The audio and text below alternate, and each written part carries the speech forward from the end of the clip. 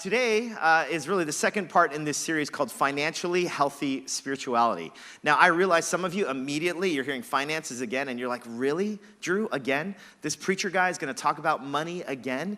If you're not a Christian here, welcome. You're probably like, what? Like, when do the Christmas messages start?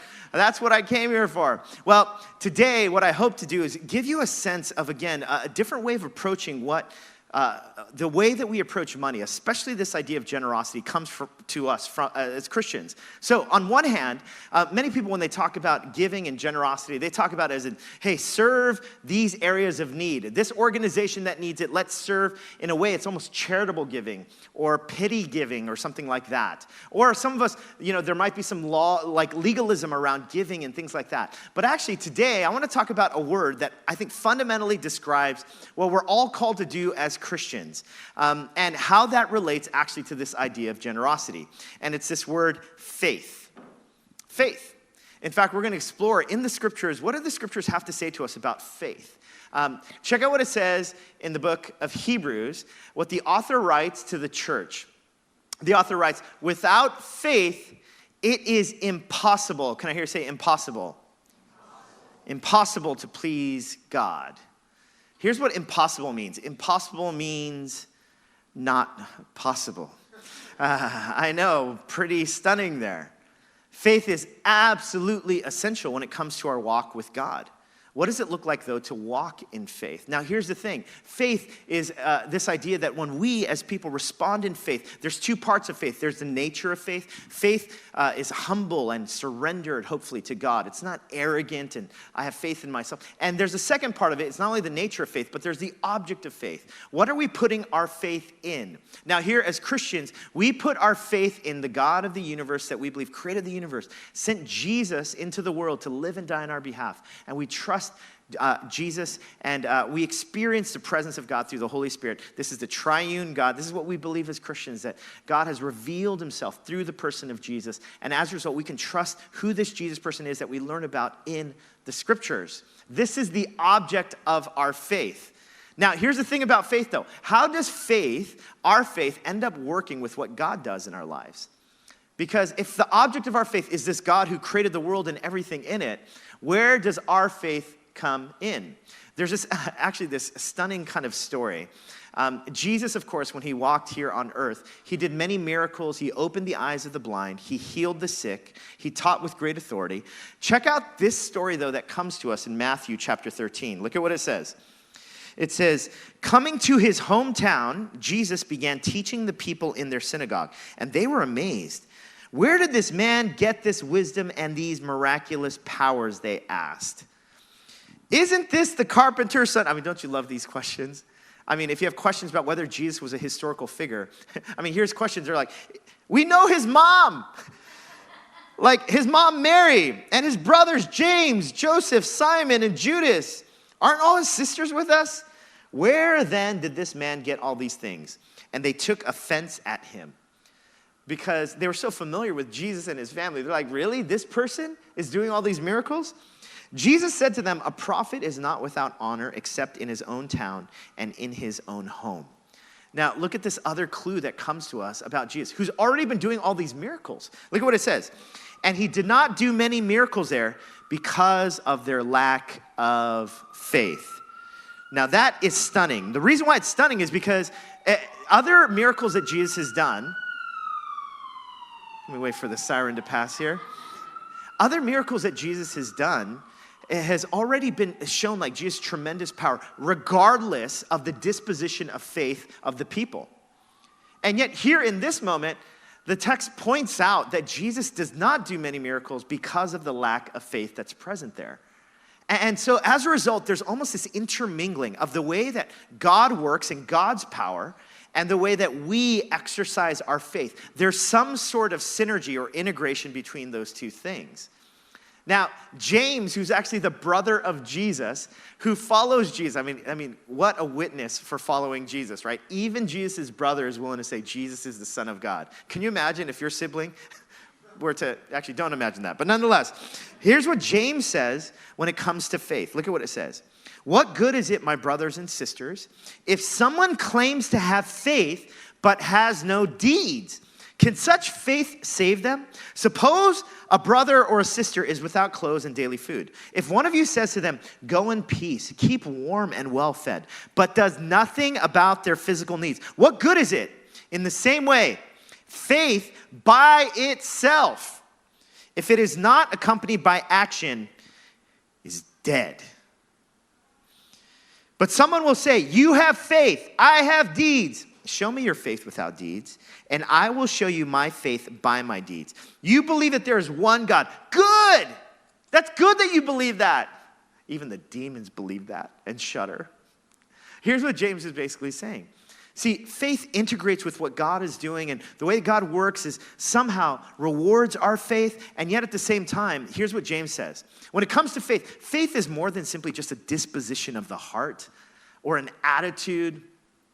Faith actually needs to be accompanied by action, by doing something about it. It's not enough simply to say, I believe God, I trust you, God. It must be accompanied by some sort of action. Now, this is what James is talking about. And as a result, here's how faith is defined. Faith then is trust in action. It's actually doing something. So then we, as it relates to our relationship with God, we are to be a people who walk by faith. We're constantly encouraged to walk by faith. Now, what does it mean to walk by faith? It's more than simply saying, I believe God. It's actually working or doing things off of that belief, because that's what faith truly looks like. In fact, Paul actually introduces a metaphor that even one-ups this idea of faith and action. Check this out. In his letter to the church in Corinth, look at what he writes. He writes, do you know that in a race, all the runners run, but only one gets the prize? Any marathon runners here? Yes. Welcome back, guys. You made it. Run in such a way as to get the prize. So he's using this metaphor of athletic training. Look at what it says. Everyone who competes in the games goes into strict training. They do it to get a crown that will not last, but we do it to get a crown that will last forever. Lord, help whatever the sirens are going to. Therefore, I do not run like someone running aimlessly. I do not fight like a boxer beating the air. The metaphor that Paul is talking about, he's saying, listen, us, as we aim to follow Jesus with all of our hearts, do it in such a way as if you're a runner aiming to get a prize. Give everything you have to it.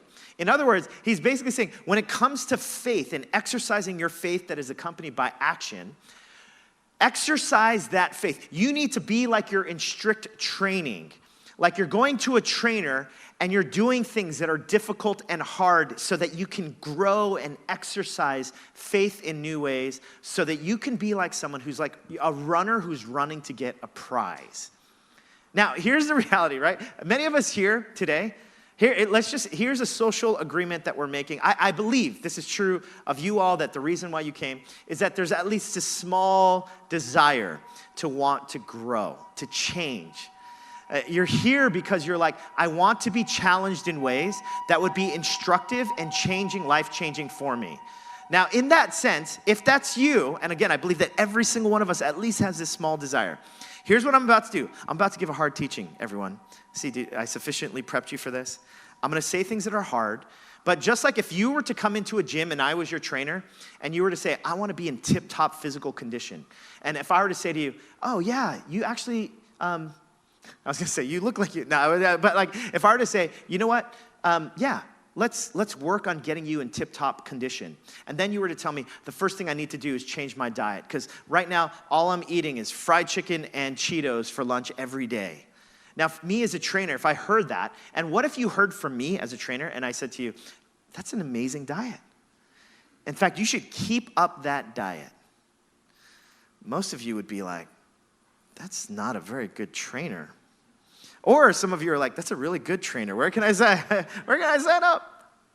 Right? But for a trainer, you'd expect a trainer to be like, no, listen, I'm going to call you out when it comes to your diet, the way that you're training, what you're putting into your body, how much you're exercising.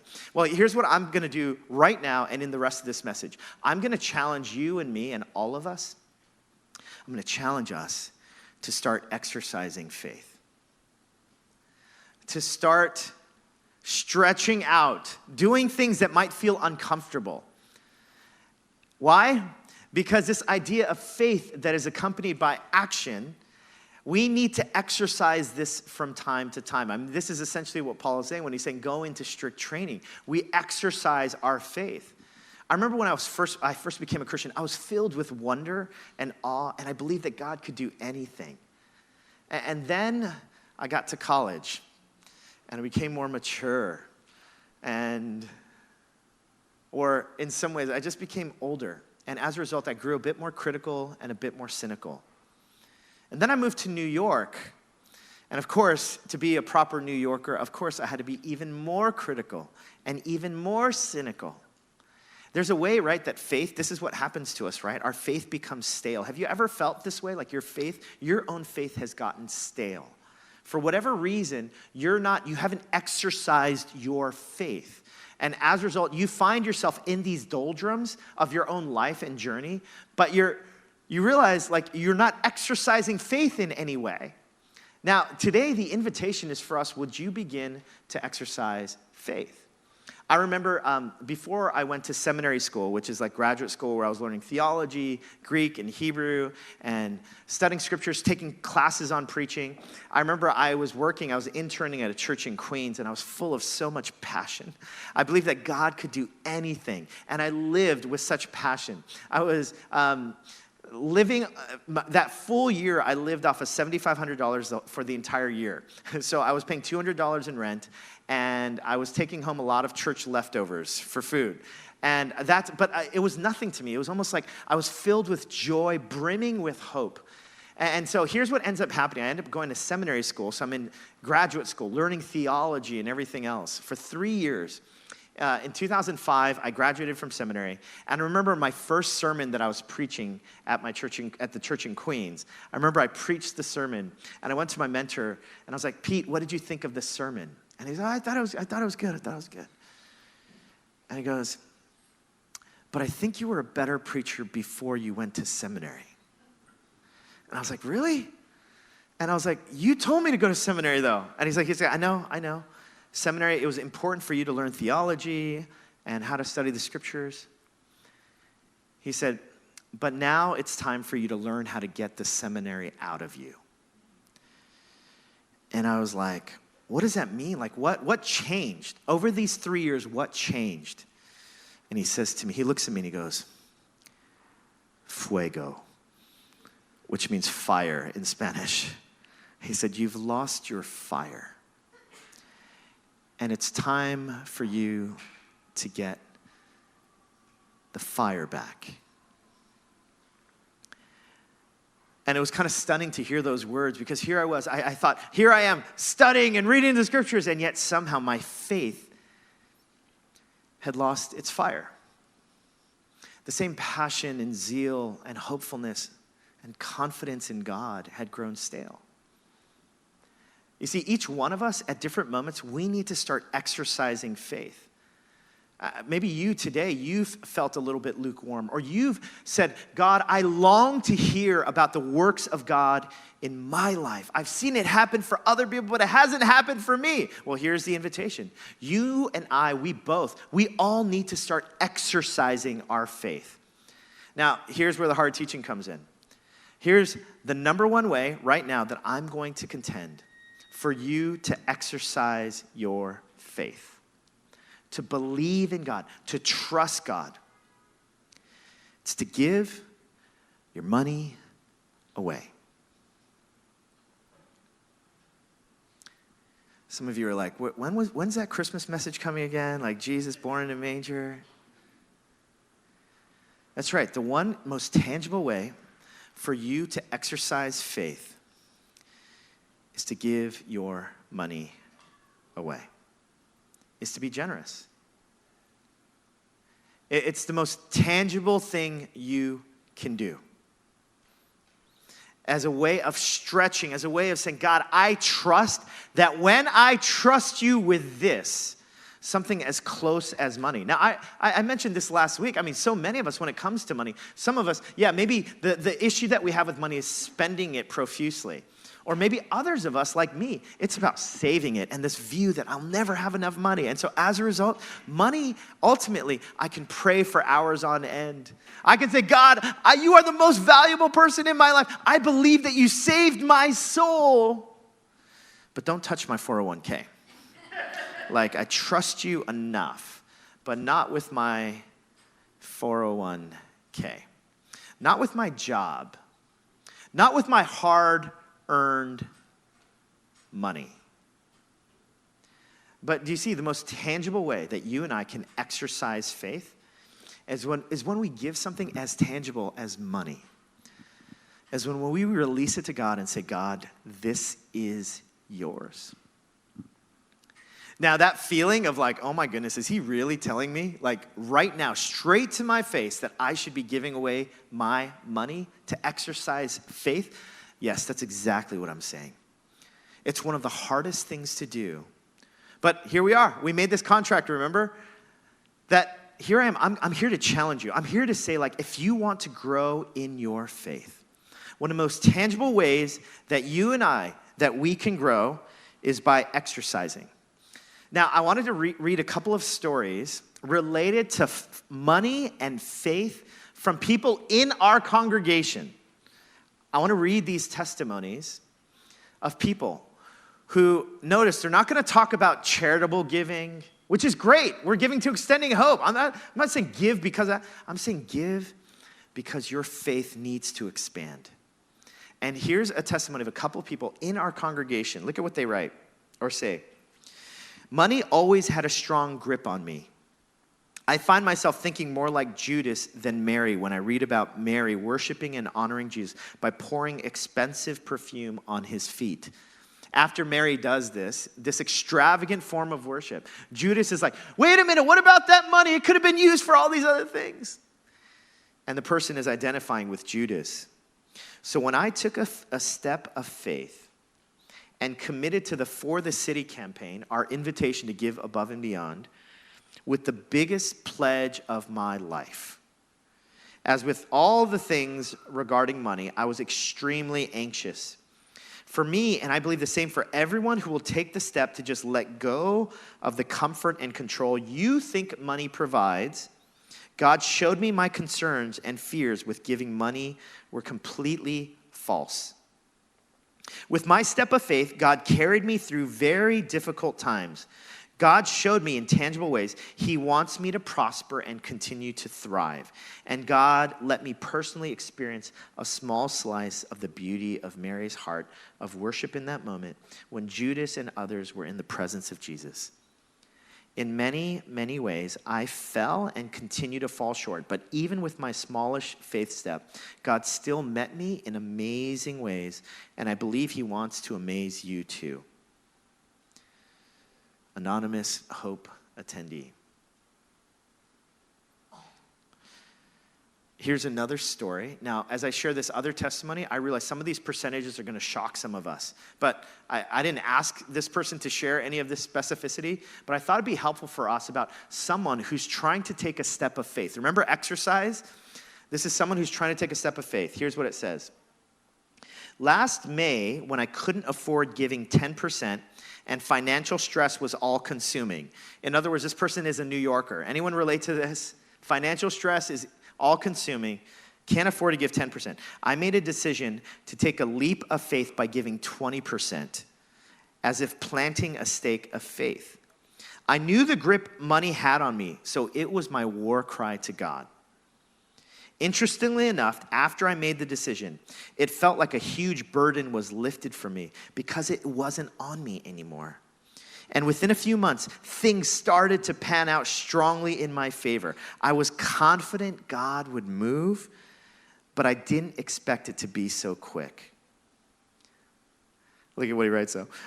Sorry, or she. But when I thought my period of testing was over, the security I thought I had was taken away.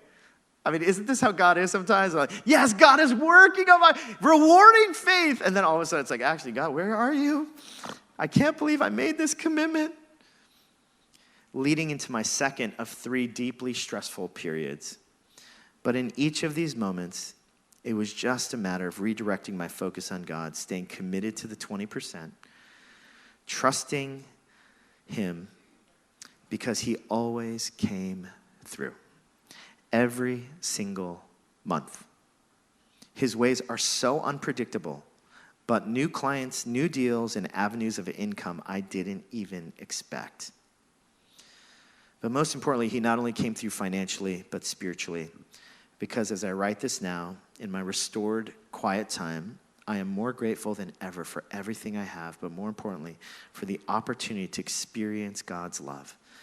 There's still that hesitation when I give, and I'm not entirely out of the woods yet, but oh, am I expectant. This story comes from, both of these stories come from our congregation. What might God be inviting you to exercise your faith? Have you grown stale? Have you wondered whether God could ever move? I mean, the reality is, for me, I feel this all the time. I feel like my faith gets stale, and I realize I need to stretch and begin to exercise, go into training so that I could believe again in the wonder and in the power of God. Now, I realize as you're listening to these stories, you're like, you know what, that's a great story, Drew, but you know what? I've never seen God come through for me this way. It's great. I hear these stories of God's provision for others. I never hear it for myself. Well, here's the question I want to ask you. Have you ever taken a step of faith? Have you ever taken a step of faith, made a pledge of faith to God to see if God proves that God is who God says he is? John Ortberg, he wrote a book, and the book was called, If You Want to Walk on Water, You've Got to Get Out of the Boat. He's referencing the story of Peter, Simon Peter, who's in the boat with the disciples, and he sees Jesus walking on the water. He gets out of the boat, and he's walking on the water, and then he sees the waves, and then he starts to sink, and then Jesus rescues Peter. And what he outlines is he says, most people when they read that story, they're like, I can't believe Peter, he's such a failure. I can't believe it. He was walking on water. Then he fell because of the waves that were buffeting him and everything else, and he lost sight of Jesus. But here's what Ortberg contends. But Peter actually walked on water. And there were 11 other guys in the boat that stayed in the boat. And here's what he says. If you want to walk on water, sometimes you have to get out of the boat. You have to take a step of faith. And maybe the reason why you have not experienced the fullness, the extravagant, miracle-giving God is because you've never also made a pledge of faith. You've never gotten out of the boat. You've never said, God, prove to me that you are who you say you are. I realize for myself, my faith gets stale. And a few years ago, when we were doing the For the City campaign, we were inviting people to give above and beyond. And my wife and I, and this was public, like we shared this as we were in this pledge season of pledging. And honestly, I felt like my faith was stale. And here I was giving this message on like people stepping out in faith, making this commitment, believing that God will provide. And so I remember during that time, my wife and I, like we were just praying through, God, what would you have us commit to? Now, last week I shared that my salary as a pastor of this church is $76,000 a year. And some of you are like, well, how do you make it then in the city on that salary? I told you, it's my wife. Depend on my wife quite a bit. And so as a result, like, and I was mentioning, like, I don't need your money. Got my wife. And so I don't need your money. This is not about me here. But here's what happened. As we were kind of praying through like the season of our lives, when we were inviting people to take faith steps of giving, Tina and I, and oftentimes we disagree, but the night before we were supposed to make our pledges, we came together and we came with the same kind of idea. And it was basically that I would donate my salary for 2 years, from 2020 to 2022, that we would give over $150,000 to the For the City campaign. And the fact that both of us felt aligned in this, we both felt like this is crazy and ridiculous, and it feels like a faith step for us. But we said yes to it. And we ended up sharing publicly, not because we wanted people to say like, hey, look at how great we are. We wanted people to say like, hey, this is where we are when it comes to finances. Like, we want to believe that God is who God says God is. And as a result, out of faith, we're making this commitment. So we make this commitment, and then a pandemic hit. And then I was just thinking, I was like, man, when we made this pledge, was there something in the fine print about like, in cases of global pandemics, we can renege on this commitment? But of course, we just said, gosh, even in the midst of this, God, we're going to trust that you're going to come through. And God did. I told you that we're dependent also on my wife's salary. And as a result, God provided more than we needed, even with me donating my salary from Hope. Now, again, I don't share this to say like, hey, look at how great we are. I share this to say like, honestly, the grip of money is so big on me. I need to take steps of faith, make pledges to say, God, I want to trust you, believe that you are who you say you are, and as a result, make a commitment as a result. This is what it means to exercise faith. All of us get stale at different times. And the question is, will you start to make pledges? Will you start to say, God, I want to start exercising faith? Remember what Jesus says in Matthew 6, where your treasure is, that's where your heart is. It's not where your heart is, that's where your treasure is. I mean, most of us, if I were to talk to anyone here, I think everyone here would be like, my heart is generous. I want to be generous. I want to be kind. I love people. I don't want to be selfish or anything like that. Every one of us would say that. The big test is not where your heart is. It's where your money is. Where is your money? Because here's what Jesus says, where your money is, that's where your heart is. The question is, for you and for me, will we take steps of faith? Now, notice, I'm not talking about charitable giving. I'm talking about faith-filled giving, believing that when I release something, God, you are in control. I am not attached to this source of my security or approval or thinking that I have more than these other people. Instead, I can trust you. Now, we talked about the 3 basic ways to use money is give, save, spend. We talked about how the scriptures talk about the first thing. Now, if you're not a Christian here, here's what we believe. The first thing that Jesus calls us to is to live generously. To not keep things for ourselves, but to share, to be people who live for the good of others. This is where give, save, spend comes from. Now, I realize that invest is also part of that, perhaps with giving and saving. But the impulse of saying, God, I am not attached to money. In a faith step, I give this away. This is what we encourage. Now, some of us are in financial conditions right now where I want to invite you. We have a Managing Your Money course that starts in January. Sign up for that. I recognize there's debt, there's positions that we've been in, or family stuff that we've inherited that's put us in very difficult situations. But at the end of the day, what does it look like for us to begin to live and to walk by faith? Now, I realize some of you are like, oh my goodness, this pastor guy keeps talking about this. He just wants my money. The church just wants my money. Well, listen, I told you, I love our church. I love our church. I think that we're living into give, save, spend. I mentioned last week that our church, just this year alone, our little church, that we will donate close to $500,000 towards organizations that we love and support, as well as organizations that rent from us from the facility on 31st and Park. I love our church. I love that we can live generously. And you know who's responsible for this? You all are. Because I believe this is a better way. A better way to live is to live generously. And the invitation for all of us is, will we all take part in this? So here's the invitation. Number 1, if you're not giving, the invitation is for you to start giving. Start giving something. I'm not saying give 20%. I'm not saying give 10%. Just pray before God. Say, God, I need to start exercising. I need to start exercising faith. My faith has grown stale.